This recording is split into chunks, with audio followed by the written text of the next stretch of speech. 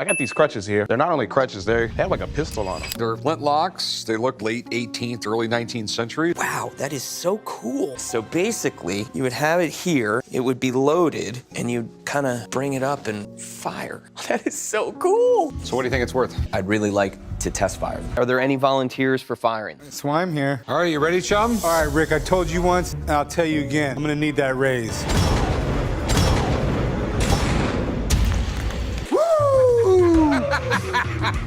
What do you think they're worth? I think at the right auction, $25,000 for it. Okay.